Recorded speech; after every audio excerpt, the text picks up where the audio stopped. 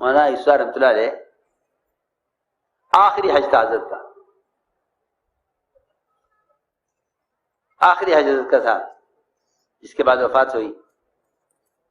تو حضرت مولانا عیسیٰ رحمۃ اللہ علیہ ملتزم کی طرف جھپٹ کر آگے بڑھے بیت اللہ پہ. ہمارے ایک حضرت کے مشیر خاص ہمارے علیہ صاحب علیہ کے زمانے کے کام کرنے والوں میں مفتی العابدین صاحب رحمۃ اللہ علیہ،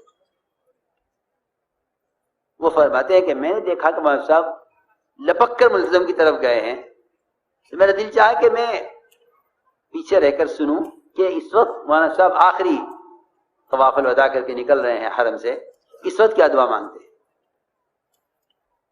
آگے بڑھے مفتی صاحب اور مولانا صاحب رضا علیہ کی دعا پر انہوں نے کان لگایا کہ کیا کہتے ہیں، کیا اس وقت کیا مانگتے ہیں.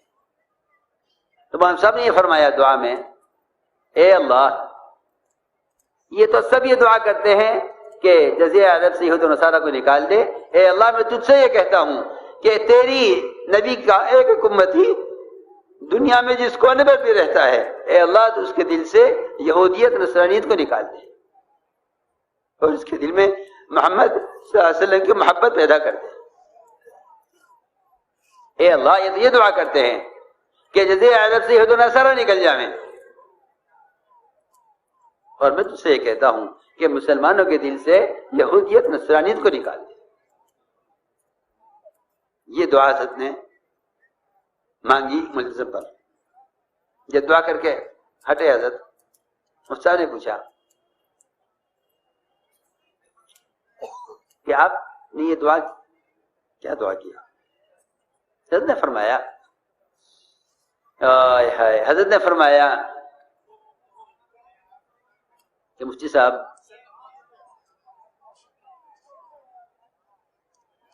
یہ عرب یوں خوش ہیں کہ یہود و نصارہ یہاں داخل نہیں ہو سکتے، اور وہ یوں خوش ہیں کہ اگر ہم یہاں داخل نہ ہو سکیں تو کیا بات ہے، ہمیں کوئی یہاں داخل ہونے کا شوق نہیں ہے.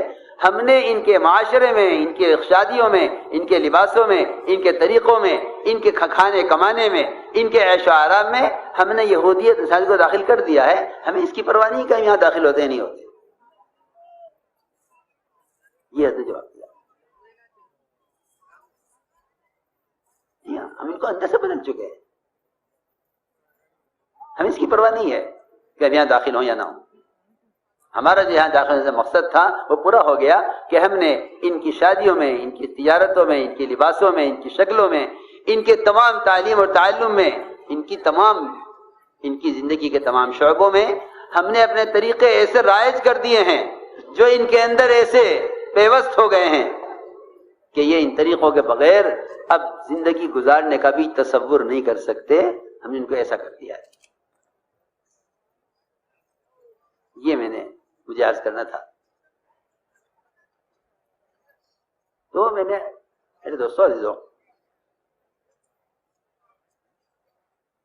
بادشاہ نے کہا کہ میں تمہیں دعوت دیتا ہوں یہودیت کہ نصرانی ہو جاؤ. تو میں کہ نہیں، میں نے سنس قبول نہیں کروں گا. بادشاہ نے کہا کہ تمہیں قتل کروں گا. کہ کرو، ہم تو جان لی پھرتے اسی کام کے لیے. یہ کام آ جائے اللہ کے دین کے. یہ تو تم نے ہماری اپنی خواہش کی اور ہماری چاہت کی بات کر دی کہ جان لینا چاہتے ہو لے لو. بادشاہ اس امید پر تھا کہ یہ قتل کے ڈر سے اسلام چھوڑ دیں گے. بادشاہ نے کہا کہ میں تمہیں قتل کرو. ان کے سامنے قیدیوں کو گرم پانی میں جلایا گیا. 2 مسلمان قیدی ان کے سامنے جلائے گئے، یہ دیکھ رہے تھے. بادشاہ نے کہا ان کو بھی ڈالو دیگ میں. یہ رونے لگے.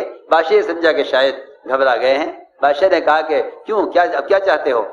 کہ میں رونے کا مقصد کی وجہ یہ نہیں ہے کہ مجھے جلایا جائے گا. میں رونے کی وجہ یہ ہے کہ میں اللہ کے سامنے ایک جان پیش کرتے ہوئے ڈر رہا ہوں. کاش میرے پاس میری بدن کے بالوں کے بقدر جانیں ہوتی، میں ایک ایک جان اللہ کے لیے اس دیگ میں ڈالتا. آپ اندازہ کریں، ہم اپنی تجارت کے لیے، اپنی ملازمت کے لیے، اپنی ضروریات زندگی کے لیے غیروں کے سامنے کتنا رسوا ہوتے ہیں، کتنے خوشامد کرتے ہیں. وہاں اللہ کے سامنے جان دینے کے لیے، اللہ کے سامنے جان دینے کے لیے رو رہا ہے کہ اے اللہ، ایک جان تیرے سامنے پیش کرتے ہوئے شرم آتی ہے، کاش میرے پاس میرے بدن کے بالوں کے بقدر جانیں ہوتی، میں ایک ایک جان تیرے لیے ایک ایک جان اس دیگ میں ڈال دوں. میرے دوستوں عزیزوں، ایک تو یہ قصے بیان کرنے کے لیے رہ جائیں، وہ بھی کبھی کوئی بیان کر دے یا کبھی کتاب میں پڑھ لیں.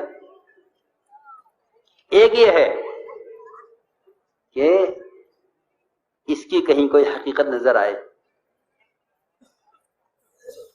یاد رکھو، کسی بھی عمل کے، کسی بھی مدد کی حقیقت کا تعلق محض ایمان سے ہے، وہ محض ایمان سے ہے، وہ محض ایمان سے ہے.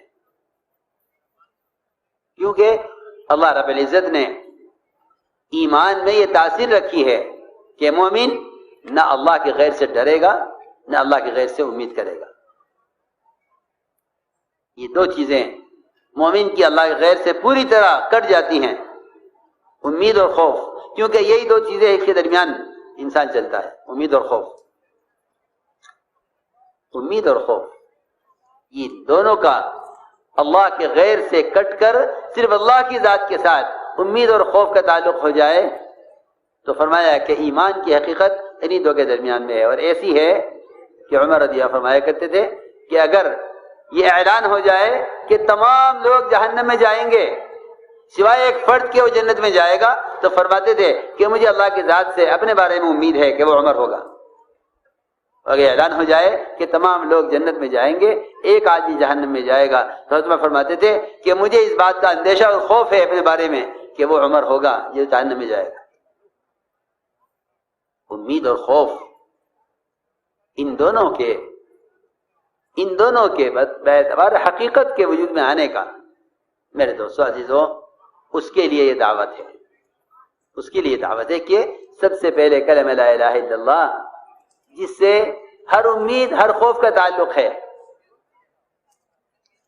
جس سے ہر امید ہر خوف کا تعلق ہے، سب سے پہلے یہ کلمہ لا الہ الا اللہ، اس کو اس دعوت میں لایا جائے. اس لیے کہ اسی کلمے کی طرف ساری انسانیت کو دعوت ہے، اس کلمے کی طرف ساری انسانیت کو دعوت ہے. لیکن یہ بات ذہن میں رہے کہ اس کلمہ لا الہ الا اللہ کا سب سے زیادہ حقدار خود مومن ہے. فرمایا قرآن میں الزمہم کلمۃ التقوی وکانوا حق بہا واہلہا، کہ ایمان والے کلمہ لا الہ الا اللہ کے زیادہ حقدار، زیادہ اہل ہیں. کیوں؟ اس لیے کہ اس کے سارے اوامر اور احکام مومن سے متعلق ہیں، سارے احکام مومن سے متعلق ہیں. اس لیے مومن اس کلمے کا زیادہ اہل ہے، زیادہ حقدار ہے، کیونکہ سارے احکام مومن سے متعلق ہیں. اس لیے ایمان لانے کا حکم ایمان والوں کے لیے ہے. یا ایھا الذین آمنوا آمنوا، ایمان والو تم ایمان لاؤ. اور یہ بھی بتا دیا کیسے ایمان لاؤ اور کیسا ایمان لاؤ، دونوں چیزیں. یہ عجیب بات ہے، کیسا ایمان لاؤ اور کیسے ایمان لاؤ، دونوں باتیں حدیث میں کھول کر اور صحابہ کے عمل نے کھول کر بتا دی کہ ایمان کیسا لاؤ اور کیسے لاؤ.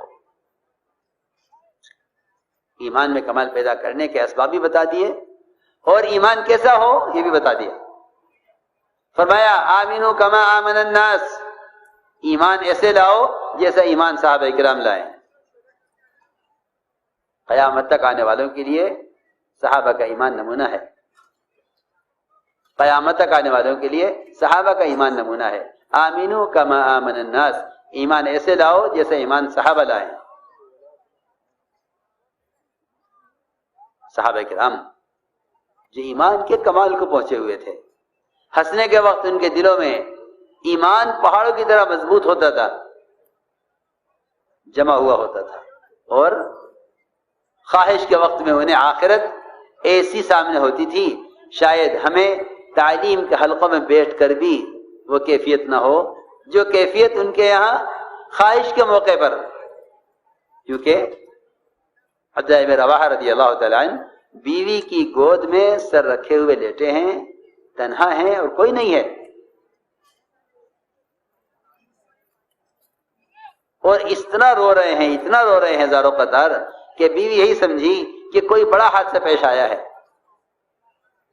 بیوی نے بغیر ہی پوچھے رونا شروع کر دیا کہ پوچھنے کی گنجائش نہیں ہے، کوئی بڑی بات اس کی وجہ سے رو رہے ہیں۔ فرمایا تو کیوں رو رہی ہے؟ بیوی نے عرض کیا کہ آپ کو روتا ہوا دیکھ کر روئی ہوں کہ کوئی بڑی بات پیش آئی ہے۔ فرمایا ہاں بہت بڑی بات پیش آئی ہے، کہ بتائیے تو کیا ہوا؟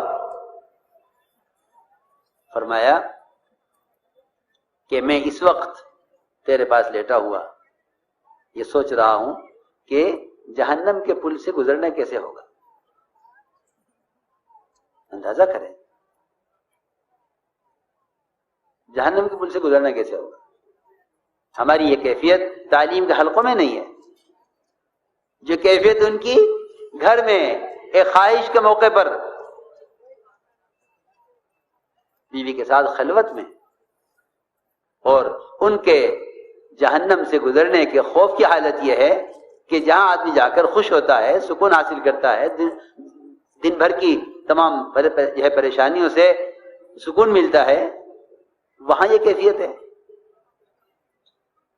میں نے عرض کیا کہ صحابہ ایمان میں کی کیفیت میں نمونہ ہے اور ایمان لانے کے طریقوں میں بھی نمونہ ہے۔ اسی پہ میں عرض کروں گا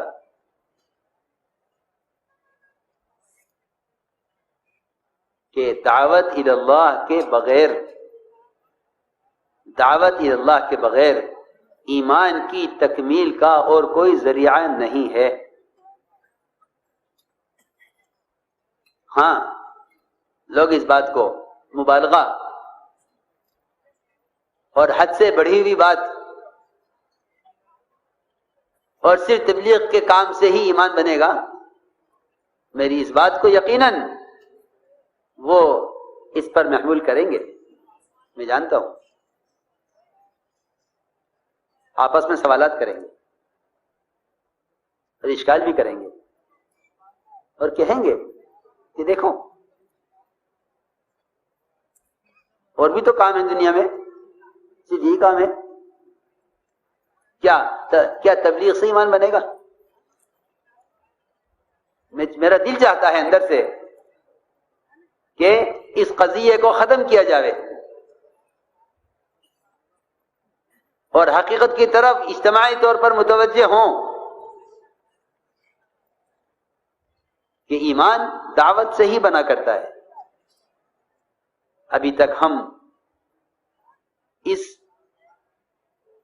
حقیقت کے راز کو، اس حقیقت تک ہم پہنچے نہیں، ابھی اس حقیقت تک ہم پہنچے نہیں کہ دعوت کیا ہے اور اس دعوت سے ایمان کا بننا کیسے یقینی ہے۔ میرے دوستو عزیزو، دوسروں کو بھلائی کا حکم کرنا اور دوسروں کو خود جا